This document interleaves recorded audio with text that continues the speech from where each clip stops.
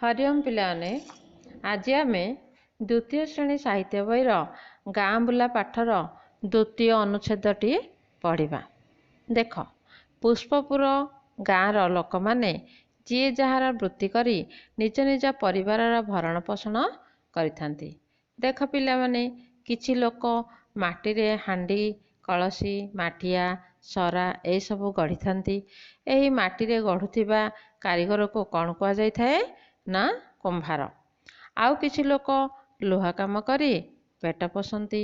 से माने दा कटोरी पनिकी पिठा खड़िका कोड़ी कोदाल ए सब तैयारी करुथिबा कारीगर को कौन कह जाय पिलाने ना कमार।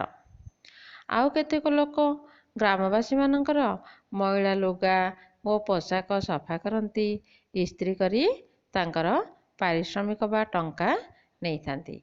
यही सब करुथिबा लोकों को कौन कह जाए ना धोबा। आउ किछि लोक अछंती जो माने कि नई नाल पोखरी रो माछ धरी बिक्री करी जो पैसा रोजगार करती सेथिरे सेमानकर परिवार भरण पोषण करती। सेमानको कौन कह जाए पिलाने ना केउंट।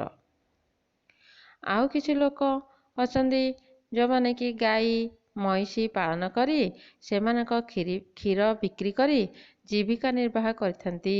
सेमानको कौन कह जाए ना गोपालक। आउ केते लोक पत्थर रे सुंदर सुंदर मूर्ति गढ़ी थांती। तांको हाथर स्पर्श पाई पत्थर मूर्ति मध्य जीवंत परि लागि थाए। तेणु तांको कौन कह जाए ना मूर्ति कारीगर। से पुष्पपुर गाँर जो मूर्ति कारीगर अछंती तांको ना कौन थिला बाचस्पति महारणा। एहीपरि भावरे गाँर लोक माने भिन्न भिन्न काम करुथिले हे सेमाने किए काहाको छोट मन करनथिले। परस्पर मध्यरे साहाय्य और सहयोग सह उत्तम बुझामणा रखी समस्ते भाई भौणीर संपर्क रे मिलिमिशि चलिबा सह एकाठी जे कोनोसी काम को मिलिमिशि निष्पत्ति नेउथिले। एहीपरि करिबा द्वारा केते बड़ कष्टसाध्य काम मध्य सहज हो जाय थाए।